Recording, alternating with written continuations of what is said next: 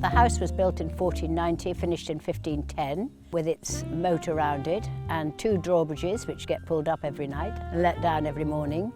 And we moved in 1975 and started really thinking about the garden about a few years after that, because basically I didn't know anything and I needed a lot of instruction from our wonderful head gardener.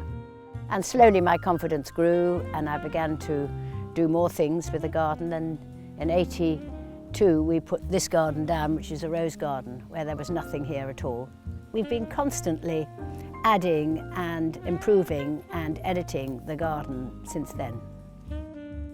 I lived here for 44 years and during that time it was basically a labour of love and growing confidence, so that when my son was 13, I could start on my garden design career. And when that was done, I started working for friends, and it's grown and grown, which is very lucky. I like structure in gardens. I like formality around the house, and then I like to go out into the wider landscape and be more informal. So you will see that very distinctly here. But I do like informal, loose planting so that everything looks natural.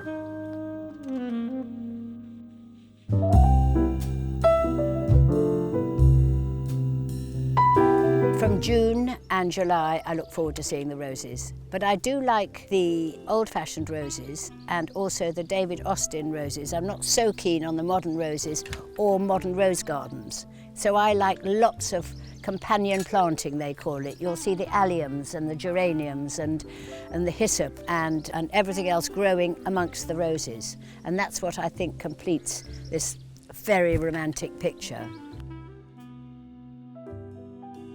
The 4 outside beds are full of old-fashioned roses, which only flower once. You've got the bourbons, the gallicas, the damasks, you've got the centifolias, the mosses, the hydropetuals. They all smell beautiful and flower only once.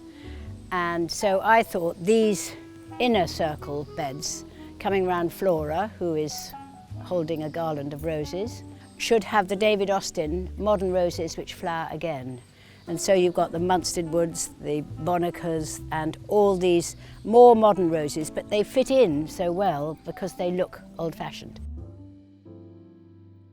And I've got a standard rose here called Alberic Barbier, which is a very boisterous climber, but he's kept in a little bit of control and is virtually evergreen, so it's good in winter. And I planted 4 trees in here just to give height, which is important. This is set in a formal structure because, of course, the house at the background dictates that degree of formality. My son and daughter-in-law were very kind and said they would buy 4 of these pieces. And they're bespoke garden furniture range called the Helmingham collection. And you can see here there's a fret here, which is part of the family crest. And the fret is our sort of branding pattern, and it's on the flag and it's on all the gates, and it's just people understand when they see this fret, this is part of our family crest.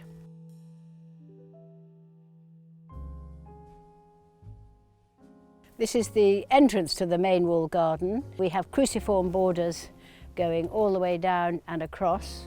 And in between we have vegetables growing. It's a very working kitchen garden. There used to be a lot of annuals grown here, but I changed that by planting loads of bulbs. So we start off with daffodils and then tulips and then alliums, and that takes us through into all the perennials that you see down the garden. Well, I have several structure plants which jump all the way down the border. For instance, I start with a euphorbia, which is now gone quiet at the early year when it's bright acid yellow, and that jumps down from side to side, so your eye follows it all the way down. Then I follow it with this Persicaria polymorpha, which is a wonderful plant because it dies so gracefully. And then later we have the cardoons, which are the ornamental artichoke. And then in between, you have got to think about height of plants, what room they take up, colour combinations, how the foliage goes with each other, and you get the contrast, and you can have spikes of white popping in, and they all go to make up a sort of beautiful picture.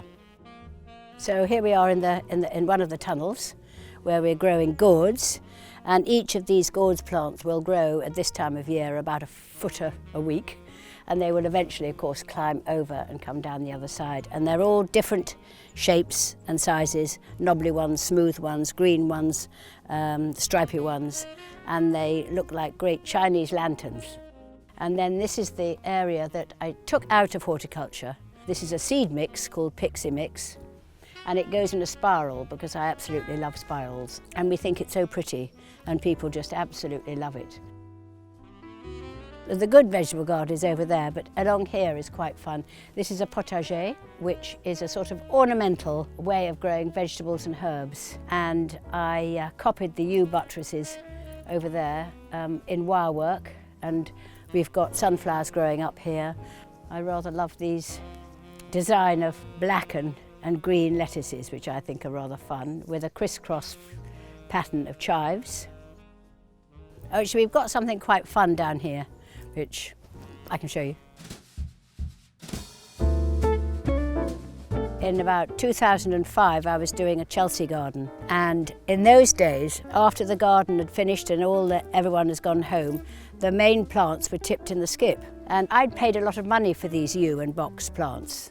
And we have here a frog, Prince, and then we've got Miss Jekyll's working boot, and then we've got two rabbits cleaning their paws. How long is this programme going to last? Oh my goodness. These are the red onions, all laid out to ripen in the sun. And there's something very pleasing about, you know, the grey-green of the foliage and going on there, and then the green and then the yellow courgettes.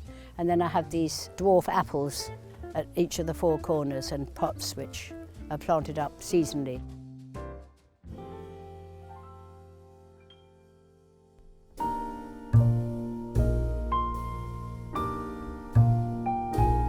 This is what I call the woodland garden, because at Helmingham we're surrounded by a beautiful park, but they are purely English oak trees, and it seemed completely wrong and out of character to plant such things as sorbus over there or silver birches there. But I wanted to grow these trees, and I wanted to have a low-maintenance garden for future generations.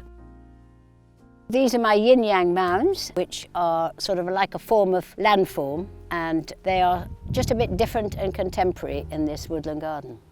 And these are teardrop beds, which echo the yin-yang mounds, and you wander through them, and this is all more Gora, which you saw in the rose garden. So you can see these are the teardrop shapes, and you go through here. And it just gives a little bit of sort of medium height understory for the trees.